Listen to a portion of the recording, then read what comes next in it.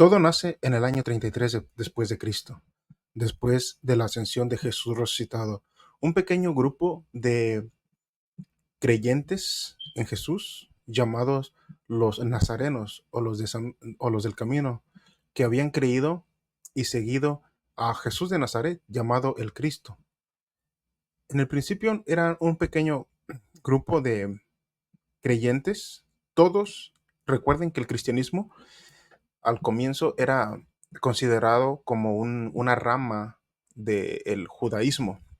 Jesús era judío, los apóstoles eran judíos, los primeros cristianos eran judíos, la iglesia de Jerusalén era en su mayoría mayormente compuesta por judíos.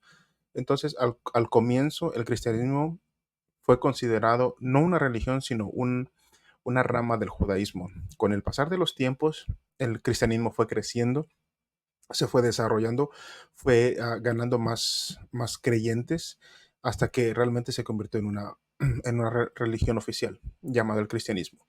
Los primeros cristianos, vemos en Hechos capítulo 2 que como 120 personas estaban congregados en el aposento alto, esperando la promesa del derramamiento de su espíritu, del Espíritu Santo, dicho por Jesús antes, cuando él estaba todavía entre ellos. Entonces, en Hechos capítulo 2, mientras estaban todos unánimes y en comunión juntos buscando la presencia de Dios, sucede algo inesperado, lo que se conoce como el derramamiento del Espíritu Santo. Estaban todos en comunión y de repente vino un estruendo como un viento recio y fueron lenguas repartidas como de fuego, y después hubo una pequeña una pequeña demostración del poder sobrenatural de Dios, capacitando al creyente para poder llevar a cabo una misión especial.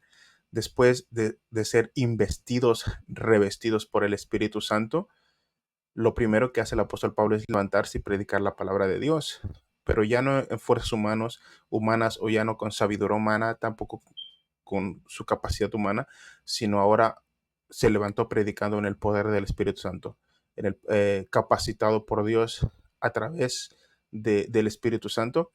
Y después de su predicación, pues se convirtieron una gran cantidad de fieles a Jesucristo. Para ser exactos, 8,000 personas se convirtieron gracias a la predicación, a 2 predicaciones del apóstol Pedro. Entonces, a pasar de los tiempos, el cristianismo fue creciendo, se fue desarrollando de tal manera que ya dejó de ser una rama del judaísmo y se convirtió oficialmente en una religión. Hablando secularmente, el cristianismo sí es una religión.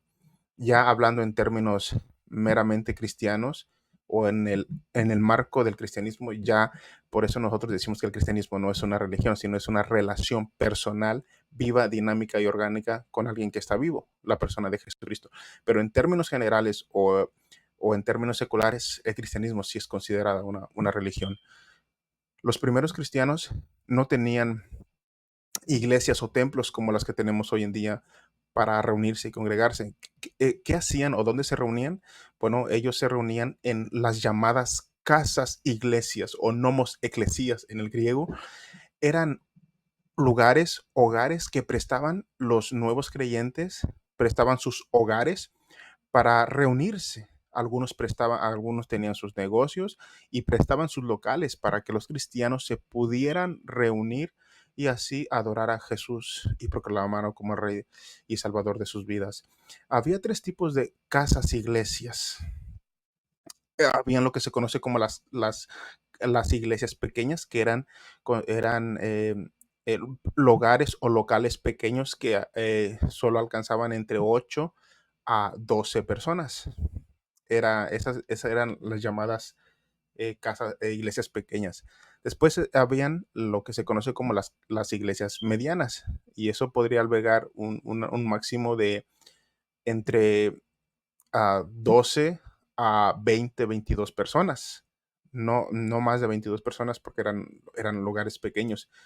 Y las casas o las iglesias más grandes podrían albergar entre 25 a 30 o máximo 35 personas. Eso en aquella época eran llamadas las mega iglesias, que no más de 40 personas podían caber en una casa iglesia. La arqueología ha encontrado los restos de lo que podría ser la casa del apóstol Pablo, perdón, del apóstol Pedro, que él había prestado su hogar para que los cristianos se reunieran y pudieran tener sus cultos y sus devocionales como creyentes. Y la casa que se encontró, la que podría ser la del apóstol Pedro, era una casa más o menos grande que podría albergar entre 25 a 35 personas. Así que los primeros cristianos se reunían en casas, iglesias, pequeños locales que prestaban los cristianos, y a veces por persecución pues se tenían que reunir en catacumbas o en cuevas o en lugares secretos para no ser descubiertos. Pero durante 300 años así el cristianismo se fue reuniendo en casas e iglesias.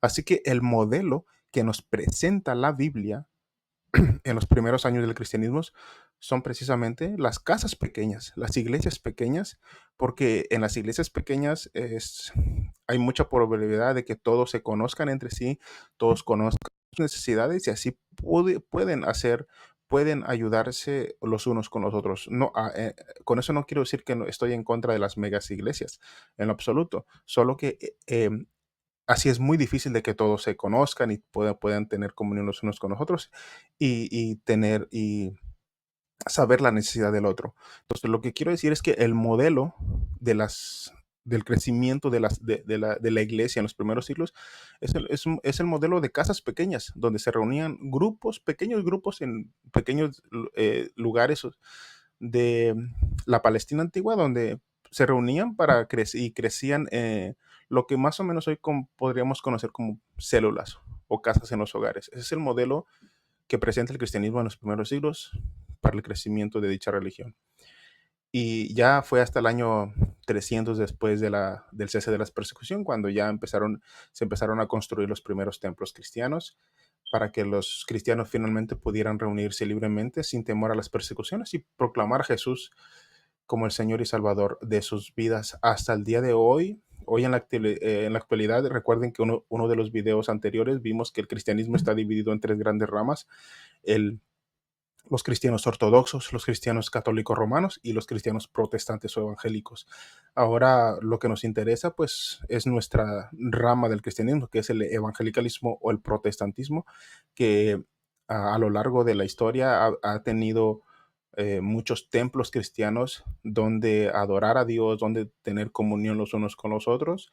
Y gloria a Dios por eso, porque tenemos la libertad de expresión para poder proclamar a Cristo resucitado y gritarle a los cuatro vientos que Él vive, que Él se levantó de entre los muertos, Él está vivo y está sentado a la diestra de Dios Padre, cosa que los primeros cristianos en los primeros 3 siglos no tenían esa libertad que tenemos hoy en día. Así que mientras usted tenga la libertad de poder proclamar a Cristo resucitado, mientras usted tenga la libertad de poder decir a todo el mundo de que Cristo vive y reina en nuestros corazones y que Él desea entrar en el corazón de cada individuo para gobernar y para reinar en su corazón, usted puede hacerlo con gran libertad. Alguien dijo en alguna ocasión que Dios tiene dos tronos, uno en lo más alto de los cielos y el otro en el más humilde de los corazones. Dios quiere reinar en el corazón del individuo. Dios quiere reinar en el corazón de la persona que se acerca a Él en arrepentimiento, con un corazón contrito y humillado, para que Dios tome control de su vida, de su corazón, y pueda reinar en su vida y así poder conocerle tal cual es. Así que gloria a Dios por eso, tenemos la libertad. Ya estamos a punto de irnos a la iglesia para gozarnos. Sé que algunos hermanos se congregaron por la mañana a mediodía. Nosotros tenemos servicio en la tarde y estamos muy contentos de reunirnos en nuestra iglesia, la Cruzada Misionera. Nuestro pastor Andy Samano, tenemos una congregación muy sana, muy unida, muy próspera para la gloria de Dios. Nos conocemos casi todos los hermanos y es una bendición poder pertenecer a la Cruzada Misionera. Así que si usted no tiene una iglesia, puede acompañarnos, o hay muchas iglesias en la ciudad de Chicago donde usted pueda acercarse, ser miembro y ahí crecer espiritualmente para la gloria de Dios. Así que el Señor le bendiga y que Dios prospere la obra de sus manos.